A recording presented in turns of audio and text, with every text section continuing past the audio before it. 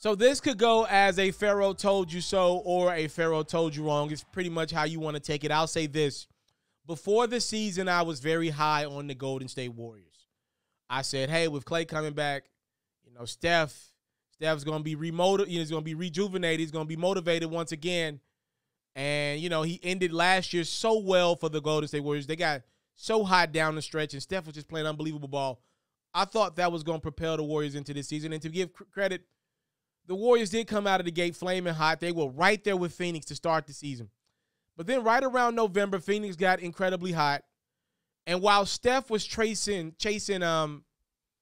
that three-point record that, Ray Allen held in 2021, Steph started to decline. And he really never bounced back. This has been as overrated a season Steph Curry has ever had. And I noticed it around the end of November, December-ish, right around when Steph broke that three-point record for career makes. I said, oh, Steph's been struggling. I thought the brother would turn it around. He's had some great games here and there and a lot of good games. But overall, the brother has struggled shooting the ball. One of his worst shooting seasons of his career from three. He hadn't been great.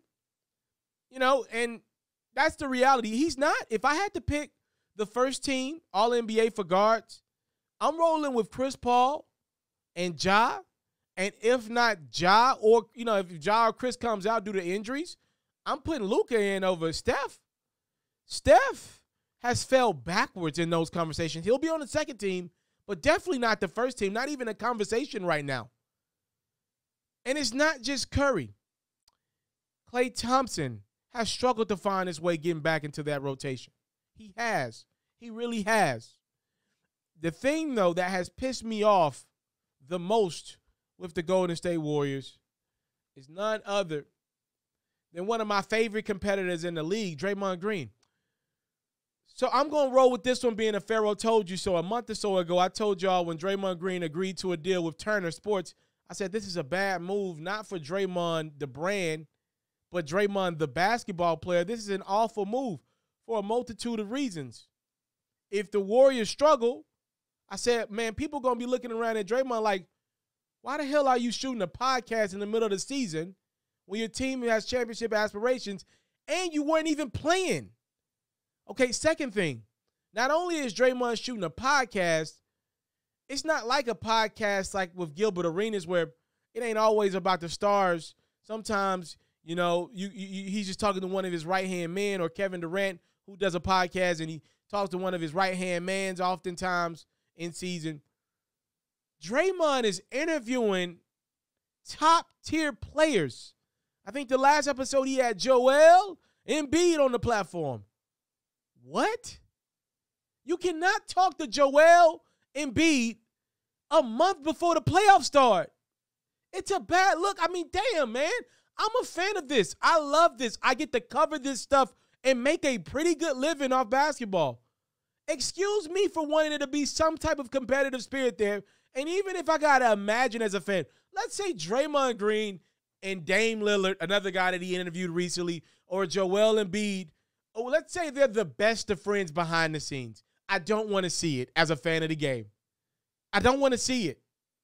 They tell me all the time Michael Jordan was golfing with Danny Ainge and all these guys that he would go out on the court and compete with. Man, he fooled the hell out of me. Heck, Magic would kiss Isaiah before the game, but the way them boys competed from the film that I've watched, you wouldn't have known that they was kissing pre and after games to me. They went after it. They went after it. And I'm looking at Draymond, and I'm happy for the brother personally. I think he's doing a great job.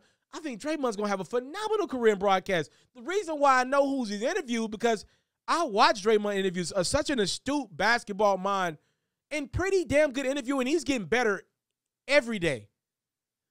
But as a professional basketball player, it's kind of tough to enjoy Draymond. We'll talk about this in another video, but I saw a quote. Every week he's got one quote because he's doing a weekly podcast. The other day, Draymond said, when LeBron James passes by Kareem likely next year, he's going to be at the game, even if the Golden State Warriors has a game. Now, I know there was a little bit of hyperbolic in that. I'm sure he wouldn't miss a pivotal, because if LeBron passes by Kareem next year, it'll be probably towards the end of the season. If the Golden State Warriors are competing for a top seed or trying to make the playoffs in the West, I'm sure Draymond's not going to miss the game to go see LeBron break Kareem's record. But if it were a weak game and it didn't matter to the Warriors, let's say they already locked up the 1 seed or already were out of playoff contention next year, I think he's serious. I think he would consider not going to a Warriors game in which he gets paid for to go watch his boy LeBron break Kareem's record. Optically, it just looks bad for your Warriors team and the fans of the Warriors. Those tickets are very expensive, Draymond. You're one of the most important pieces to that Warriors puzzle. Steph Curry and Klay Thompson are both extremely different basketball players when Draymond is setting them up. Newsflash to Klay Thompson and Draymond Green, two guys that neither made the top 75 of all time. When you look back and want to know why you didn't make the top 75 list, I want you to look at this stretch right now. The Golden State Warriors are 6-14 in their last 20 games. They're 3-7 in their last 10, which is around the point where Steph has been down since he got injured against the Celtics. They can't win basketball games without Steph Curry on the court. If you make the top 75 list, you are deemed to still be somewhat in your prime, you have to at least be able to win basketball games by yourself on any given night to be considered one of the 75 greatest players of all time. Sorry, I feel like the bar is really low to make that list. Unfortunately, right now, Dre nor Klay can do that for their team. I'm not 100% sure if Kuminga and Jordan Poole are not better basketball players than these two gentlemen already. But Steve Kerr knows if he's going to win a championship, he needs the better minds, which is Dre and Klay on the court in pivotal spots. The Golden State Warriors have been awful the second half of this season. They were once in contention for the 1 seed. They are now hovering around the 4-5 seed out west and going backwards. The only thing that might save Golden State from declining further and further on back is that the season's only got 5 or 6 games left in it from a regular season standpoint. I don't believe I will pick this team against anyone in the Western Conference. And I'm going to tell you something real. My Los Angeles Lakers have been awful this year. Awful. If the Warriors were able to have stayed on that 2 line, which they won't be, it'll be Memphis. The Golden State Warriors are the one team. If the Lakers were, if they would have been better and were able to get on that 7 line and with the play-in situation, I would have picked the Lakers to beat the Warriors in the first round of the playoffs. That's telling you a lot. I think the Lakers are one of the 3 worst teams in basketball right now. But the Warriors ain't too far from it. They've been bad, and they're pretty bad at the wrong time. Playoffs are right around the corner. Steph Curry is hurt. James Wiseman is giving his team nothing. I don't know about Golden State. I don't see them advancing past the first round this year. I don't.